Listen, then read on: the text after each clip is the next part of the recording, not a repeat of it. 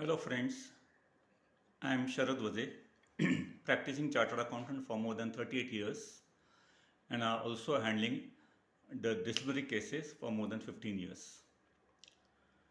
Now today I'll be discussing about negligence on the part of a professional in the chalta hai attitude, or the other professional is taken for granted, or gross or sheer negligence, nothing else. In the last lecture I have informed that, as we all of us are aware, a chartered accountant receiving the audit, new appointment, then the new auditor is required by clause 8 to communicate to the previous auditor. This simple thing, which can be done very easily, is ignored or not followed, resulting into professional misconduct cases with the institute. I handled such two cases, two, three, or in fact more than a dozen cases for mere communication or no communication with the previous auditor. In one case, for a company, there were statutory auditors as well as the internal auditor. The company shifted its office to other location, which is nearer to the office of the internal auditor. And the statutory auditor has communicated to the company that it is far away from my office, so I will not be in a position to continue as a statutory auditor of the company. So there was a specific letter from exiting statutory auditor to the company that he should not be reappointed in the annual general meeting. And the company obviously thought fit to appoint the internal auditor as a statutory auditor for subsequent years. Obviously, not for the year for which he has done the internal audit. He was appointed as statutory auditor, and he presumed that since the statutory auditor himself has agreed and communicated to the company that he should not be reappointed again, therefore he presumed that whether it is informed as per clause 8 or not, it is irrelevant, immaterial. Because the statutory auditor is well aware of the fact that he will not be reappointed on his own volition.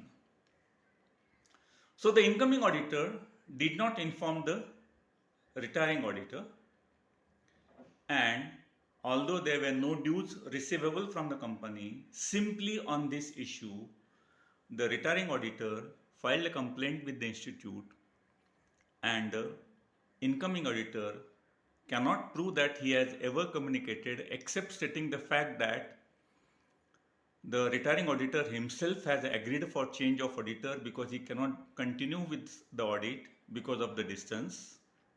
So there was no need to communicate.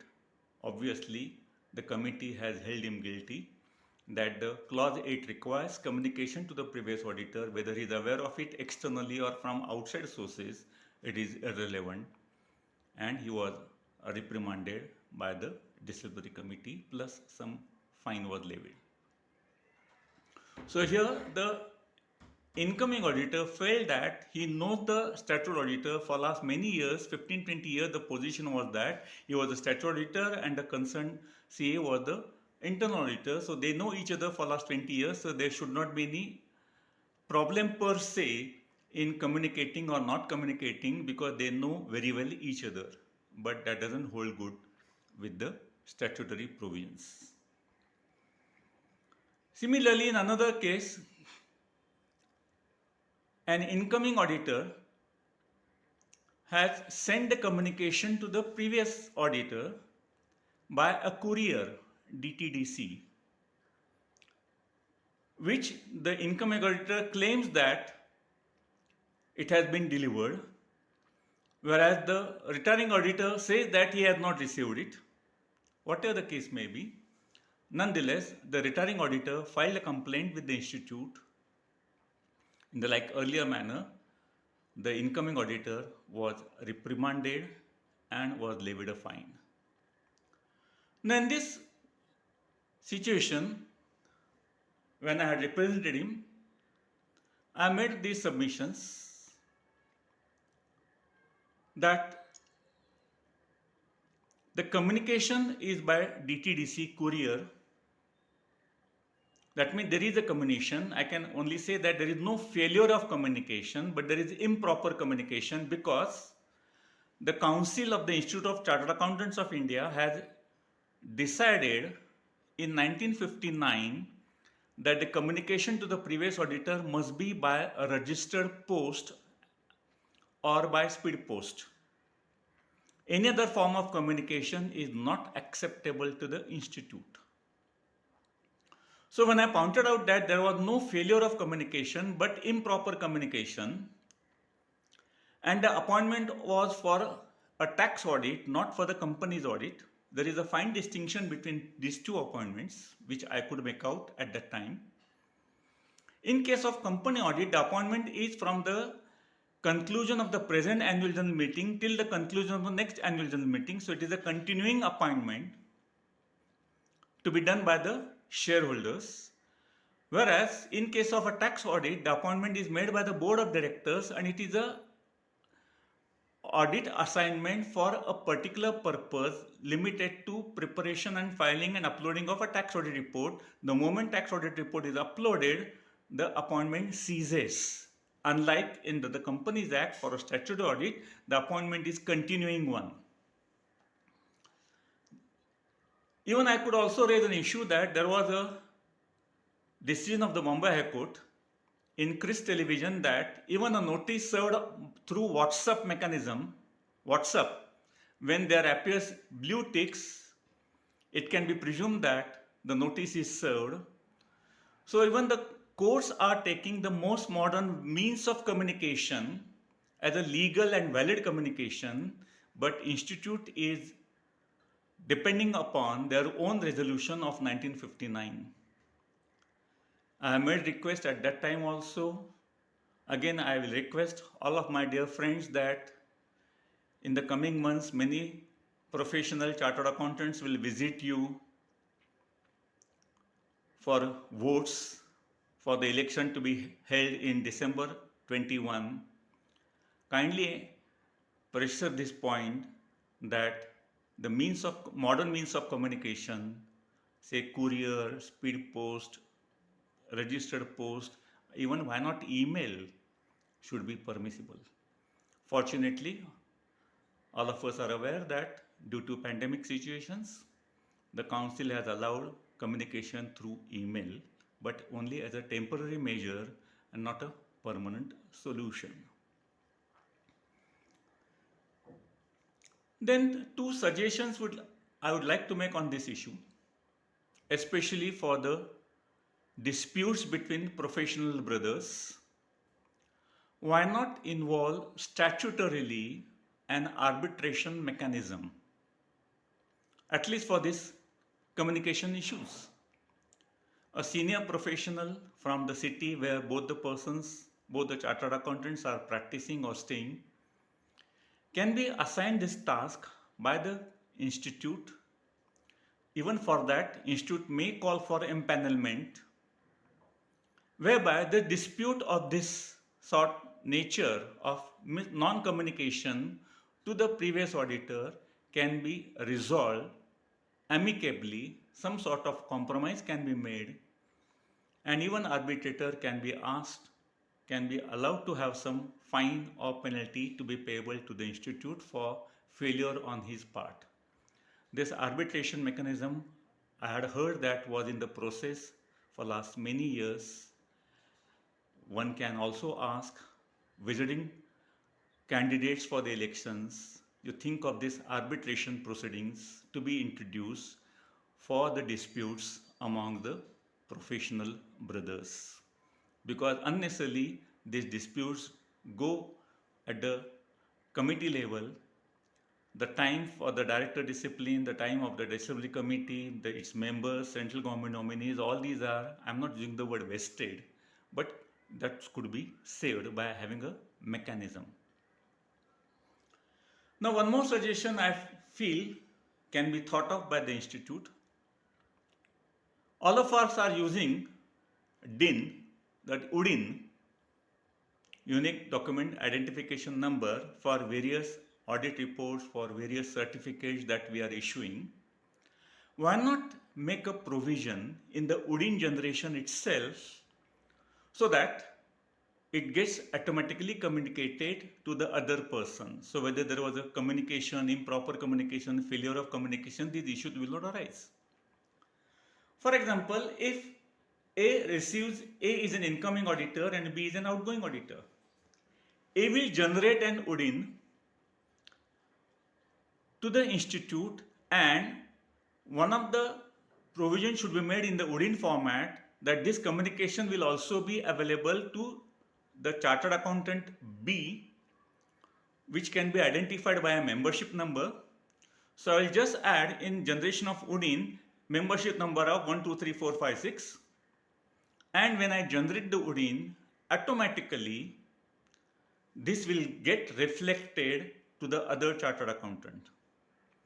So there is a proof of the fact that when the communication has taken place, there is a evidence of the fact that the communication has reached the outgoing chartered accountant.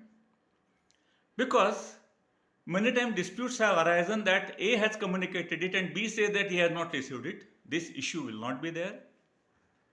So this sort of UDIN mechanism can be thought of by the institute in this form of communication, where the person raising the UDIN, incoming auditor, will write the name, will write the membership number of the previous auditor. Even he can, one more column can be added for the firm registration number. You can have the name of the company number, registered address, the specific financial year from which the new auditor will come into picture. That means all these details which are generally communicated through the form of a letter to the previous auditor, all those can be incorporated in the UDIN format, and the issue of backdating will not arise. Because there were also occasions which had come across to me that a senior chartered accountant receiving the audit has pressurized the junior auditor in giving backdated confirmation of the fact that he was given the appointment or he was communicated properly. So suppose if I pressurize a junior chartered accountant that I have sent you a letter and the letter is dated 3 months back, and just because of my seniority, if I obtain a signature of the junior chartered accountant saying that he has received it 3 months back, such sort of mischiefs will get avoided, because UDIN are generated online and the institute has got a database of it. So again, I request the institute to think of on three issues. One is arbitration between the disputes among the professional brothers. Number 2, having a system of UDIN for communication to the other chartered accountant. And number 3, council resolution for adapting or accepting the new means of communication, which institute can very well lay down the conditions, like if it is a letter in PDF format, it should be, or Word format, it should have a digital signature of the incoming auditor. That means that because under Information Technology Act,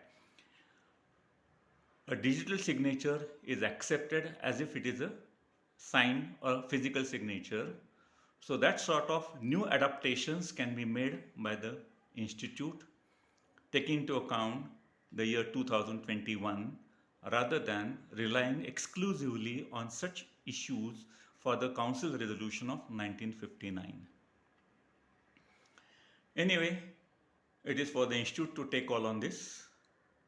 I have done so far about 10 lectures on the professional misconduct procedure part of it.